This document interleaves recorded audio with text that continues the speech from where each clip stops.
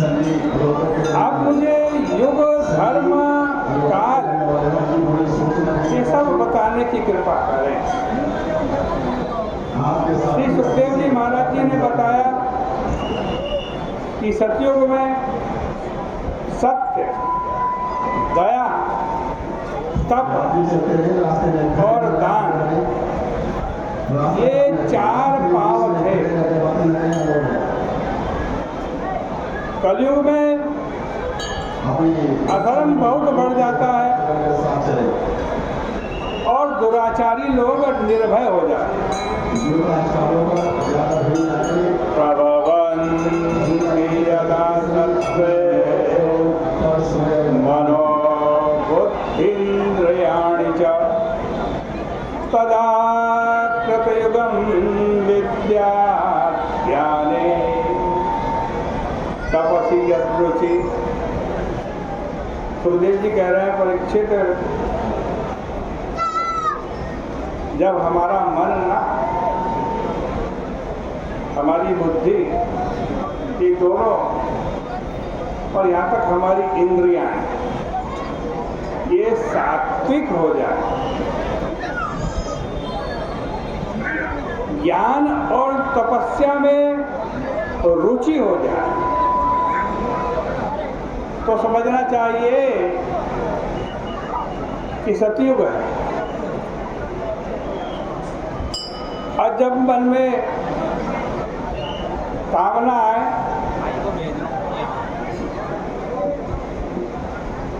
तो समझना कि रजोगुण की वृत्ति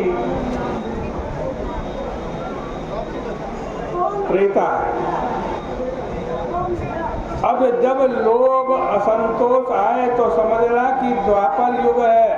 और जब मन में माया, छल, कपट, झूठ, आलस्य, निद्रा, हिंसा, विषाद आए तब समझना कलयुग है। ये कलयुग बहुत दूषित युग है। इसमें लोगों का भाग्य तो होगा, लेकिन वे महाशना हो जाएंगे, खूब खाने वाले, उनका भोजन बढ़ जाएगा, डाकुओं की वृद्धि हो जाएगी, पाखंडी लोग अर्थ बदल बदल करके वेदों को भी दूषित कर देंगे। देखो, पंडित को भी वेद के अर्थ के साथ मनोरंजन नहीं करना चाहिए। उसका जो यथार्थ है, वास्तविक अर्थ है, वही प्रकट करना चाहिए। केवल विनोद के लिए जब वेद के दूसरे दूसरे अर्थ प्रकट करने लगते हैं तब लोगों को उसमें भ्रम हो जाता है। सुखदेव जी कह रहे हैं, परीक्षित,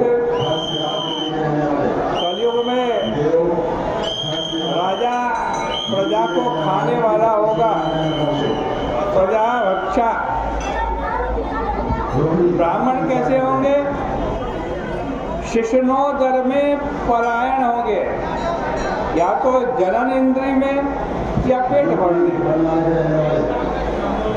लोगों का ऐसा स्वभाव हो जाएगा कि वे कानी कोड़ी के लिए सब कुछ बेच देंगे, निंदित कर्म करेंगे।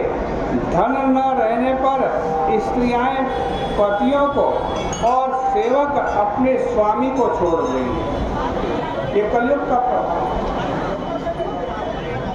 बड़ी दुष्टता फैलेगी संसार में, पुरुष स्त्रीण हो जाएंगे।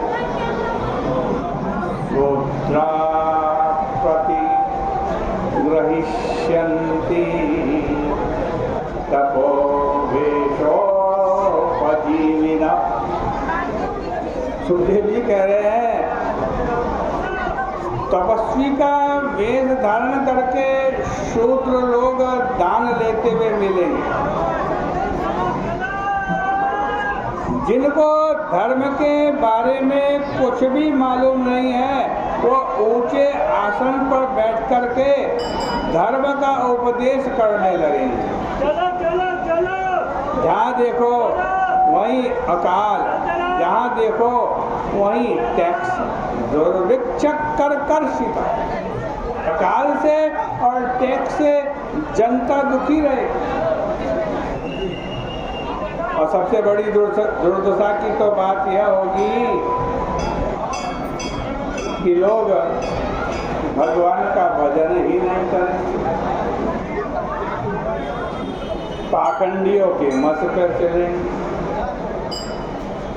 अरे भाई, जो मनुष्य यदि मरते समय आतुरावस्था में या पांव फिसल कर गिरने पर विवश होकर भी यदि भगवान के नाम का उच्चारण करता है तो उसका कर्म बंधन छूट जाता है। परंतु कलयुग में लोग उसी भगवान की आराधना ही नहीं करें। देखो, भगवान यदि हृदय में हो तो कलयुग आपका कुछ नहीं बिगाड़ सकता। एक ही काम करना है, भगवान को हृदय में रखना। यह तो कलयुग के दोष का वर्णन है, उसका उद्देश्य नहीं है कि लोग कलयुग, उसका उद्देश्य यही है, कलयुग का वर्णन इसलिए ही किया है कि लोग कलयुग से डरकर अपने हृदय में भगवान को बैठाएं, भगवान का भजन करें, भगवान के चरित्र का श्रवण करें, नाम संकीर्तन करें, उनका ध्यान, पूजन और आदर यदि मनुष्य करता है तो उसके सैकड़ों सैकड़ों जन्म के पाप दूर हो जाते हैं। जैसे सोना और अग्नि के संबंध से सोने के दोष दूर हो जाते हैं, वैसे ही भगवत संबंध से जीव के सारे दोष दूर हो जाते हैं। हृदय में भगवान की भक्ति जैसी शुद्धि प्राप्ति होती है उससे, वैसे किसी भी साधना से शुद्धि प्राप्त नहीं होती, भक्ति से ही होती। तस्मात् सर्वात्मनाराजन् हृदिस्थं कुरु केशवम्। इसलिए परीक्षित, तुम अपने हृदय में भगवान को बैठा लो। म्रियमाण को, जिसको जो मरने वाला है उसको भगवान का ही ध्यान करना चाहिए, क्योंकि वे सर्वात्मा सर्वप्रथम है। वे ध्यान करने वाले को अपना स्वरूप बना देते हैं। वैसे तो कलयुग में बड़े बड़े दोष हैं, परंतु एक गुण भी है भाई कलयुग में। क्या गुण है? भगवान के नाम का संकीर्तन करो, भगवान के नाम का कुछ न करो, न व्रत करो, न तीर्थ जाओ, स्नान करो, पवित्र हो जाओ और पवित्र जगह बैठ करके भगवान के नाम का कीर्तन करो, भगवान के नाम का भजन करो। उस कीर्तन मात्र से ही मनुष्य परम तत्व को प्राप्त कर लेता है। सतयुग में ध्यान से, त्रेता में यज्ञ से, द्वापर में परिचर्या से जो कुछ मिलता है वह सब कुछ कलयुग में केवल भगवान का नाम उच्चारण करने से मिल जाता है। यत् फलं नास्ति तपसा योगेन समाधिना।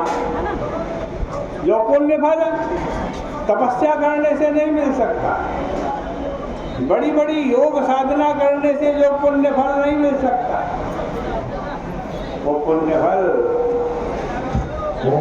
कलयुग में केवल भगवान का कीर्तन, भगवान का संकीर्तन करने से, भगवान का नाम उच्चारण करने से मिल जाता है। इस प्रकार से श्रीमद् भागवत महापुराण के 12 स्कंद का ये तीसरा अध्याय यहीं परिपूर्ण होता है। कल को चौथे अध्याय की कथा आपके सामने करेंगे। बोले गंगा मैया की जय।